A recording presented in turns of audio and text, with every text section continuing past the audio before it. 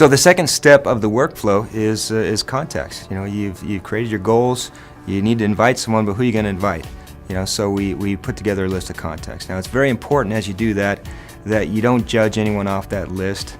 That as you create the list, you actually write it down. It's important to write it down. Not just sometimes we'll think about it in our heads and then we forget it, we don't write it down, and we never contact that person, or we don't for quite a while. So as we go to do that, we want to get a good list of people.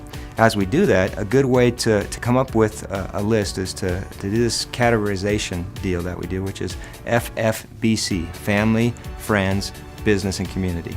If we look at people who are in our family, that's just not immediate family, that's extended family as well. We look at our friends, people that we can call and they know us and we have a reputation with them, we have some credibility with them. We look at business, people that we worked with in business before or even in school. And then we look at community, people that we know, just from day-to-day activities or church or wherever we may meet someone in our community, the neighborhood. Okay, so we look at that and we look at those different areas, and that kind of helps us categorize who we want to talk with. And again, it's very important that we don't exclude anyone. You just don't know what's going on in someone's life right now. You don't know where they are. You don't know. It's not your job to take away this potential opportunity from them. You need to just allow them to take a look, invite them to take a look, and don't worry what the response is. So put them on the list without judging. Now, once we have that list again, we want to initially get that to 40, 50, even 100 to get started, so we have plenty of people to talk. This is kind of like our main asset in the business. It's a living asset. And as you put that first list together, then what you're going to do is just keep that list with you. Keep it with you at all times. Have that pen and paper there, so as you're working the business, I guarantee you will think of someone else. You'll think of someone else. Write that down, and have it with you. Even if you don't have your active list with you, write it on a napkin, then transfer it over, because you want to make sure that everyone that you come in contact with is going to hear about this opportunity from you. So very important, don't judge, categorize them with the FFBC, family, friends, business, community, and then keep the list active, because that's the most important thing. You're going to need that throughout your business here at Nu Skin.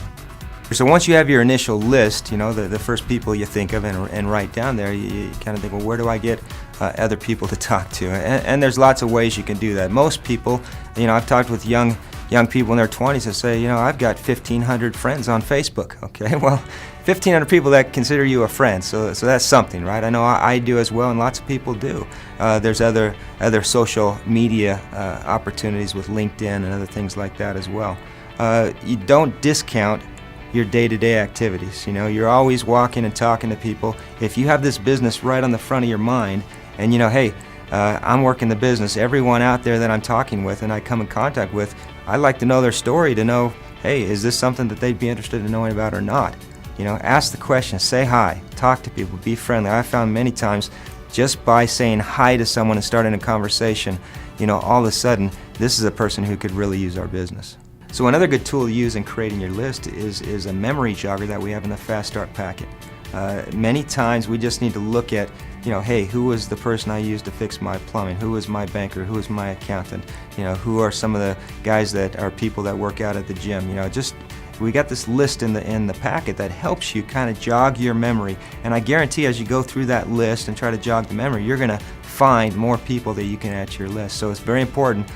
Not just with the memory jogger, there's so much good information in that Getting Started packet. Check it out, go through it many times, but that's one of the real tools to help you build your list. So another way to look at this is that every time you bring someone into the business, whether it's family, friends, business, community, you bring someone into the business, then they have a whole new circle of influence for you to help them penetrate into. For example, my daughter signed up her friend. They're both 20 years old.